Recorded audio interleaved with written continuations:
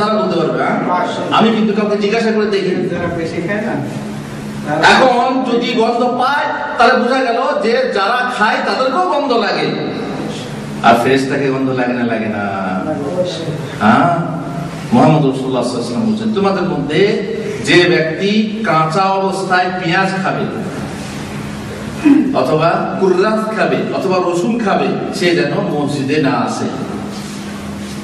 আর ইনি সাহেব কাঁচা পেঁয়াজ রসুন কিছু খেলেন না, শুকনো ধুঁয়ো খেয়ে মসজিদে এলেন। ভাই তা যাই হোক, যা খেয়েই আপনি আসেন, মুখের গন্ধ আসে না নেই? মুখের গন্ধ যখন আছে তখন মুহাম্মদ রাসূলুল্লাহ সাল্লাল্লাহু আলাইহি ওয়াসাল্লাম বলছেন, যে গন্ধে মানুষ কষ্ট পায় সেই গন্ধে ফেরেশতাও কষ্ট পায়। মসজিদে এসে মুসলিমদেরকে কষ্ট দেয় এরা, আর তার সঙ্গে ফেরেশতাদেরকেও কষ্ট, মসজিদে যে ফেরেশতাদেরকে কষ্ট দেওয়া হয়।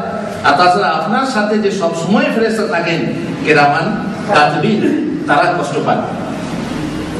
এই ধূমপান সাধারণত তারাই করে যারা ততটা ধার্মিক বা সৎ চরিত্রের মালিক নয়। আপনি কখনো দেখবেন না যে একজন পরেশগার মানুষ ধূমপান করে। এই দেখবেন মানে একটু নড়বড়ে মানুষ, নুস নুস যাকে বলে, এই শ্রেণীর মানুষ বিড়ি সিগারেট খায়। ভালো মানুষ, পরেশগার মানুষ, দাড়িওয়ালা কথা বলছি না, দাড়িওয়ালা হলেই পরেশগার খায় না কেউ। অনেক দাড়িওয়ালাও সিগারেটের আগুনে দাড়ি পুড়িয়ে ফেলে।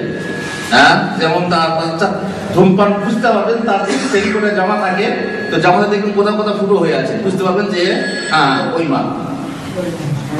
তো দাড়ি হলেই হবে না, যদি প্রকৃতপক্ষে সে পরেশগার হয়, সচ্চরিত্রের মানুষ হয়, তাহলে দেখবেন সে সাধারণত ধূমপান করে না।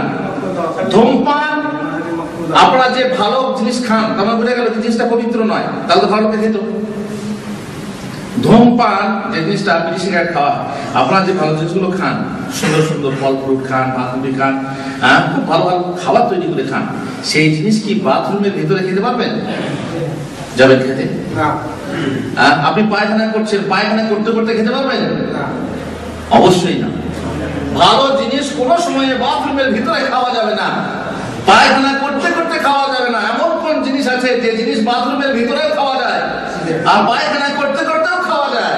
বরং অনেকে বলে খেলে পরে পায়খানা পরিষ্কার হয়। হ্যাঁ, পায়খানা ক্লিয়ার হয়ে যায়।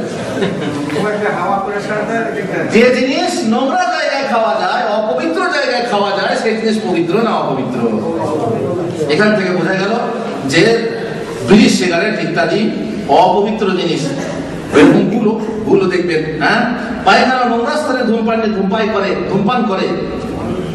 মসজিদের ভিতরে কেউ কোনদিন ধূমপান, যাবতীয় আপনারা জানেন ইসলামের শুরু থেকে শেষ পর্যন্ত আজ পর্যন্ত আলেম ওলামারা মসজিদের ভিতরে, সাধারণ মানুষ মসজিদের ভিতরে বহু কিছু খায়, খাবার খায়, কিন্তু বিড়ি সিগারেট কেউ খায়?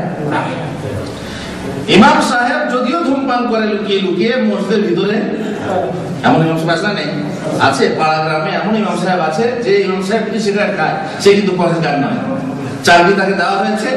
এই যে গ্রামের লোকের দোষ, জামাতের দোষ, যে জামাত জানে যে বিড়ি সিগারেট খায়, অথচ তার পেছনে নামাজ পড়ে, তাকে ইমাম বানায়। সে দেখবেন বাথরুমে গিয়ে কিংবা কোথাও বাইরে মাঠে ঘাটে গিয়ে বিড়ি সিগারেট খেয়ে আসে, তারপরে কুল্লি টুল্লি করে নামাজ পড়ায়। ইমাম সাহেব সে জানে যে বিড়ি সিগারেট খারাপ, তার জন্য মসজিদের ভিতরে খায় না, যদিও সে জর্দাটা খায়। অবশ্য জর্দাটা যেহেতু সেন্ট আছে, যেহেতু গন্ধ নেই, এই জন্য তারা ভিতরে খায়, তবু জর্দা কিন্তু হালাল নয়। ব্যাস, কেউ ধূমপান বা সিগারেট মসজিদের ভিতরে খেতে সাহস করে না। আর এটা এই কথারই দলিল যে বিড়ি সিগারেট পবিত্র জিনিস নয়। যদি আপনার ধারণা মতে বিড়ি সিগারেট আল্লাহর দেওয়া একটা নিয়ামত হয়, আপনি বলবেন আল্লাহ সব নিয়ামত দিয়েছেন, এটা একটা নিয়ামত, তাহলে পান শেষে তার জুতা দিয়ে দলেন কেন? কোনো আল্লাহর নিয়ামতকে জুতো দিয়ে একটু পিছা হবে? কিন্তু বিড়ি সিগারেট যারা খায় তারা দেখবেন ফেলে দিয়ে জুতো দিয়ে কি করে দেয়? হ্যাঁ, বলে ভালো হুজুর আগুন নেভাবার জন্য। আগুন নেভাবার জন্য হলেও আল্লাহর নিয়ামতকে কেউ পায়ে দিয়ে দলে না, জুতো দিয়ে দলে না, তাহলে আপনার গুনাহ হবে। সুতরাং এটা কোনো আল্লাহর নিয়ামত নয়, পবিত্র জিনিস নয়। যদি বিড়ি সিগারেট সাধারণ জিনিস হয়, তাহলে তা আপনি আপনার পিতা মাতাকে দেন না কেন? হুজুর যারা খায় তারা ঠিক দেয়, বাপের কাছ থেকে চেয়ে খায় সিগারেট। হ্যাঁ, ছেলে বাপকে দেয়, বাপ ছেলেকে দেয়, এরকম আছে। এরকমও নোংরা চরিত্রের লোক আছে যারা একসঙ্গে বসে ফিল্ম দেখে, হ্যাঁ, যারা একসঙ্গে বসে বিড়ি সিগারেট খায়, মদ পর্যন্ত খায়, বাপ বেটাকে ঢেলে দেয়, বেটা বাপকে ঢেলে বেড়া ঢেলে যাবে। ব্যাস, গুরুজন অন্যান্য মান্যগণ্য ব্যক্তিদেরকে দেওয়া হয় না। আমি যদি আপনার বাড়িতে যাই, হুজুর আপনার সিগারেট খান, একটা ভালো সিগারেট আছে, ভালো কোম্পানি, সিগারেট দেবেন না? না না, যতই আমেরিকান কোম্পানি হোক এবং ব্র্যান্ড হোক আপনি দেবেন না। কেন? না, এই জিনিস সত্যপক্ষে ভালো নয়। গুরুজনদের সামনেও আপনি খাবেন না। এখন যদি আপনারা কেউ সিগারেট খান, হুজুর সামনে খাবেন, একান্ত যদি বড় বেয়াদব হয়ে আলাদা কথা, নেই এমন কথা না। সে আমাদের আপনার মুখে ধোঁয়া ছেড়ে দেবে। আপনি কিছু বলতে গেলে ফুস করে মুখে ধোঁয়া ছেড়ে দেবে, তাদের কথা আলাদা। কিন্তু যারা আদবাসী, যাদের চরিত্র আছে, তারা কোনোদিন গুরুজনদের সামনে, বড় মানুষদের সামনে সিগারেট বা বিড়ি খাবে না। যদি আপনি বিশ্বাস করেন যে বিড়ি সিগারেট খাওয়া ভালো জিনিস বা ধূমপানে আমেজ আছে, তাহলে তা খেতে আপনার স্ত্রীকেও বলেন খাবে, আপনার ছেলে মেয়েদেরকে খেতে বলেন। কিন্তু দেখবেন যারা খায় তারা কিন্তু ছেলে মেয়েদের বলে, বা খাস না রে, খাওয়া ভালো নয়। নিজে খাবে কিন্তু ছেলেদেরকে মানা করবে। অমুসলিম হয়ে উঠেছিল তার পরিচয় দিয়ে ধূমপান হতে অনেকে সাবধান থাকে। অমুসলিম অনেকেই খায় না, দেখবেন ডাক্তার নিষেধ করে, অমুসলিম অনেক নিষেধ করে, সরকারি আইন আছে যে এগুলো হচ্ছে নিষেধ। অথচ মুসলিম হয়েছে উঠেছিল তার পরিচয় কেন দেয় না? নম্বর 5, বিড়ি সিগারেটের জ্বলন্ত শেষ টুকরো কত বড় বড় কারখানা পুড়িয়ে দিয়েছে। গার্মেন্টে দেখেন কোনো সময় বিড়ি সিগারেটে ওই থেকে আগুন লাগে, বড় বড় কারখানা পুড়িয়ে গেছে এর জন্য। সুতরাং এদিকেও আপনার একটা ক্ষতি রয়েছে যে এর আগুনে অনেক সম্পদ নষ্ট হয়। অর্থাৎ এদিক থেকেও বিড়ি সিগারেট খাওয়া হারাম। নম্বর 6, অনেকে বলে এটা সন্দিগ্ধ, মানে সন্দেহ রয়েছে, মাকরুহ কেউ বলছে সন্দেহ রয়েছে। সুতরাং এত দলিল পেশ করার পরও যদি বলে যে না, হুজুর স্পষ্ট দলিল যখন নেই, কোরআন হাদিসে কোথাও লেখা তো নেই যে বিড়ি খাওয়া হারাম, সিগারেট খাওয়া হারাম, যেমন শুয়োর খাওয়া হারাম লেখা হয়েছে, বিড়ি সিগারেট লেখা হয়েছে। আচ্ছা, এটা হারাম বলছেন কেন? সন্দিগ্ধ তাই লেখা হয়। তাহলে আল্লাহ নবী সাল্লাল্লাহু আলাইহি ওয়াসাল্লাম হাদিস আপনি শুনলেন, আল হালালু বাইয়িনুন ওয়াল হারামু বাইয়িন ওয়া বাইনাহুমা মুশতাবিহাত লা ইয়ালামুহুন্না কাসীরুম মিনান নাস ফামান ইত্তাকা শুবহাত ইস্তাবরা'a লিদীনিহি ওয়া ইরদিহি ওয়া মান ওয়াকা'a ফিশ শুবহাত ওয়াকা'a ফিল হারাম। কি বলছেন আল্লাহ নবী? অবশ্যই হালাল বয়ান করে দেওয়া হয়েছে, হারাম বিবৃত হয়েছে, স্পষ্ট হয়ে গেছে। আর এই দুনিয়ার মাঝে রয়েছে বহু সন্দিগ্ধ সন্দিহান জিনিস। বহু মানুষ তা জানে না যেটা হালাল না হারাম। অতএব যে ব্যক্তি এই সন্দিহান বস্তু সমূহ থেকে দূরে থাকবে, সে নিজের দ্বীন এবং ইজ্জতকে বাঁচিয়ে নেবে। আর যে ব্যক্তি এই সন্দিহানে পতিত হবে, সন্দিগ্ধ জানা সত্ত্বেও খাবে, আল্লাহ কারীম আল্লাহ মাফ করে দেবে বলে খেতে শুরু করে দেবে, সে ব্যক্তি আসলে হারামে পতিত হবে। সুতরাং যদি বিড়ি সিগারেটকে আপনি হারাম নাও মনে করেন, সন্দিগ্ধ নিশ্চয়ই বটে।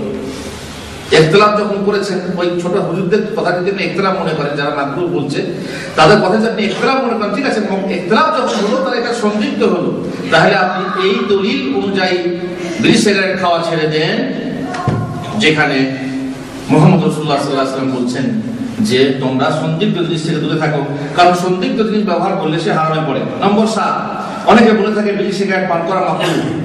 হারাম হলে কোরআনের কোন আয়াতে স্পষ্ট ভাবে উল্লেখ করা থাকতো, যেমন শুয়োর খাওয়া হারাম, রক্ত খাওয়া হারাম ইত্যাদি বলে ঘোষণা করা হয়েছে।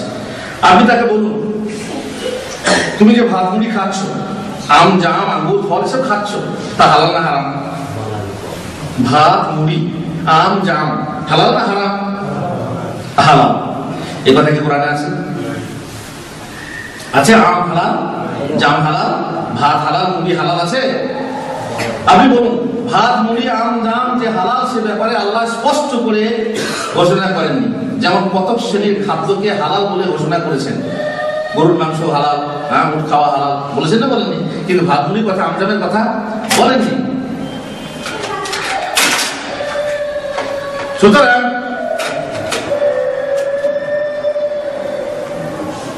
যদি আল্লাহ তাআলা প্রত্যেকটা জিনিস কোনটা খাওয়া হালাল কোনটা হারাম এভাবে ঘোষণা করতেন, তাহলে কোরআনের অবস্থাটা কি হতো? কোরআনের অবস্থাটা কি হতো? কত পারা হতো তাহলে কোরআনটা? এক হাত থেকে আপনি লিখতে যান, মানে লেখা থাকতো আম খাওয়া হালাল, জাম খাওয়া হালাল। আমার দেশে কত রকম ফল যে আরবে নেই, তাই না? কত পারা আরো বৃদ্ধি করতে হতো। কোরআনের বরাবর আরো কত হতো তা ঠিক নেই। সে বলবে আসলে আম জাম ভাত মুড়ি এগুলো তো ভালো জিনিস। আপনি তাকে বলুন আল্লাহ তো ভালো জিনিস হালাল আর মন্দ জিনিসকে হারাম করেছেন, তবে সিগারেট হারাম কেন নয়? সে চক করে বলবে বিড়ি সিগারেট তো ভালো জিনিস, আমাদের এগুলো তো খারাপ নয়। তখন আপনি বলুন তাহলে তোমার 6-7 বছরের ছেলেটাকেও ভালো জিনিস যদি হয় তাহলে খাইছিনি দাও, মধু খাওয়াও। হ্যাঁ, যেমন মধু খাওয়া তেমনি বিড়ি সিগারেট খাওয়া শিখিয়ে দাও, ভালো জিনিস তো সেও খা। তখন সে সুস্থ মস্তিষ্কের হলে বলবে তা কি করে হয়, ছোট বাচ্চাকে দেওয়া হয়। তার মানে হলো কি যে সে স্বীকার করছে যে জিনিসটা ভালো নয়, পরিশেষে চুপ হয়ে যাবে আর কোনো জবাব পাচ্ছে না। পক্ষান্তরে মাকরুহ যদি বলেন, বিড়ি সিগারেটকে যদি মাকরুহ বলেন, তাহলে সূরা বনী ইসরাঈলের 38 নম্বর আয়াতে আল্লাহ তাআলা কিছু জিনিসকে মাকরুহ বলেছেন, এই অর্থে এটা মাকরুহ। আমাদের ফকিহরা মাকরুহ দুই রকম, মাকরুহে তাহরিমি আর মাকরুহে তানজিহি। তার মানে তাহরিম যেটা হারাম সেটাকেও মাকরুহ বলা হয়, যেখানে আল্লাহ তাআলা বলেন যে সে শিরক থেকে শুরু করে নিয়ে হত্যা করা, এতিমের মাল খাওয়া, তারপরে ব্যভিচার করা, তারপরে আপনার অহংকার করা ইত্যাদি বলছেন কুল্লু যালিকা কানা সাইয়্যুহু ইনদা রাব্বিকা মাকরুহা। তার মানে এই আগে যে কথাগুলো বলা হলো এই সবই হচ্ছে তোমার রবের কাছে মাকরুহ। তার মানে হচ্ছে সেটা হচ্ছে মাকরুহে তাহরিমি, হারাম। তেমনি যদি বিড়ি সিগারেটকে আপনি মাকরুহ বলেন তাহলে জানতে হবে যে মাকরুহ হচ্ছে ঘৃণিত জিনিস, আর ঘৃণিত মানেই হচ্ছে যে তার হারাম জিনিস। যদি আপনার ধারণা থাকে যে বিড়ি সিগারেট খাওয়া হালাল বা মাকরুহ, তাহলে অন্যান্য বৈধ খাদ্য বা পানীয়র মতো তা খাওয়ার শুরুতে বিসমিল্লাহ পড়েন। বিড়ি খাওয়ার শুরুতে বিসমিল্লাহ পড়ে বলতে পারে, বলে দেন না মোতাবা মানুষ বিড়ি খাচ্ছে সিগারেট খাচ্ছে বিসমিল্লাহ বলে শুরু করে নাকি? বিসমিল্লাহ বলে কেউ বিড়ি খায় না? বলেন যদি কেউ খায়, তো যদি খায় তাহলে নিশ্চয়ই এটা ভালো জিনিস, আর যদি বিসমিল্লাহ বলে শুরু না করে তাহলে নিশ্চয়ই এটা খারাপ জিনিস। যদি আপনি মনে করেন যে বিড়ি সিগারেট খাওয়া হালাল বা মাকরুহ, তাহলে অন্যান্য বৈধ খাদ্য বা পানীয়ের মতো খাওয়া শেষে বিড়িটা শেষ হয়ে গেল তো ফেলে দিয়ে আলহামদুলিল্লাহ বলেন নাকি? না, কেউ বলে না। বিড়ি সিগারেট খাওয়ার পরে কেউ আলহামদুলিল্লাহ বলে না। সত্যবাদিতার সাথে আপনি আপনার সিদ্ধান্ত গ্রহণ করুন। সুতরাং নিশ্চিত হন যে আল্লাহ আপনাকে এখানে সহযোগিতা করবেন। যে সদিচ্ছা আপনি পোষণ করেছেন, মহান আল্লাহ আপনাকে এটা পূরণ করার তৌফিক দেন। আমরা এই কামনা করছি যে খবরদার বিড়ি সিগারেটকে মাকরুহ ভাববেন না বা হালাল ভাববেন না, সেটা হারাম। আর হারাম জিনিস থেকে বেঁচে থাকা বহু শতভাবে চেষ্টা করুন। ধূমপান থেকে বাঁচবেন কিভাবে? এমন একটি সর্বনাশী ক্ষতিকর কুঅভ্যাস থেকে বাঁচা প্রত্যেক মুসলিমের জন্য ওয়াজিব, অথচ অনেকের পক্ষে তা বড় কঠিন। কিন্তু আপনি যদি আমাদের উপদেশ গ্রহণ করেন, আমরা যে উপদেশ দেবো সেটা গ্রহণ করেন, তাহলে আপনার পক্ষে ধূমপানের বদ অভ্যাস বর্জন করা সহজ হয়ে যাবে। নম্বর 1, মনে মনে দৃঢ় সংকল্প করুন। হ্যাঁ, বেটা ছেলের মতো কথায় বলে মরদ কা বাপ হাতি কা দাঁত, একবার হাতির দাঁতের মতো স্ট্রং হতে হবে কথা। দৃঢ় সংকল্প করতে হবে যে আর বিড়ি সিগারেট খাবো না। যদি পারেন তাহলে ভালো। নম্বর